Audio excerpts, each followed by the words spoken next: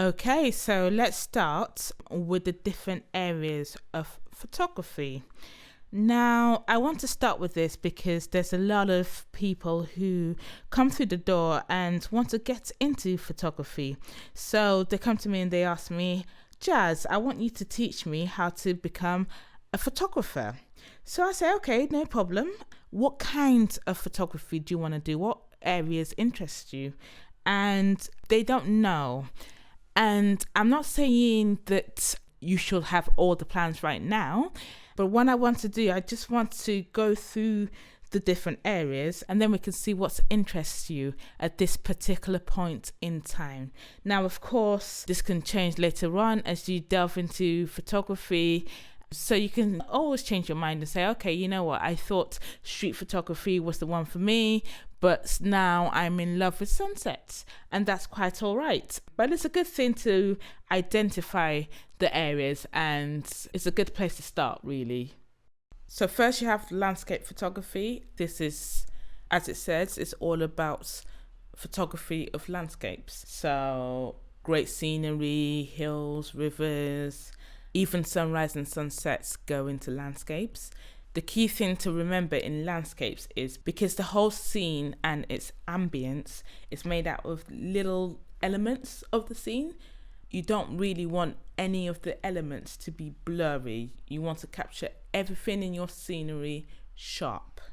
Next, we have portrait photography, which includes fashion. It's basically photographing a subject and the background is blurred. It's the opposite of landscape photography. Next, we have macro photography, which is taking pictures of really, really small things. So, for example, you have jewelries. If anyone has a diamond stone in their ring, macro photography will be taking pictures of the diamond or a gem or even insects, so a wasp, some flowers. If you can zoom in right to the pollen, I think it's called pollen, of the flower, that's really macro photography because you're really zooming in to the very essence of that element. We have some architectural photography next, which is taking pictures of buildings, elements of buildings.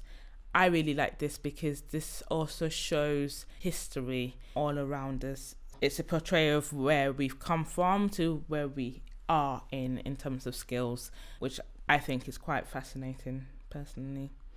Then we have street photography, which, I was involved in a zombie walk for charity. So I took that opportunity to take some great street photography of how exactly it will look like when or if we have a zombie apocalypse.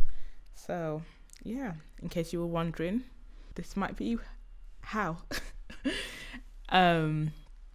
Okay, so we have wildlife photography as well, which is really popular because a lot of people go on safaris or zoos and they like to take images of wild animals in their elements. So yeah, this is quite a popular area of photography. Actually, what I want to do a quick poll on the areas of photography, and I want you to just say which one you're most interested in.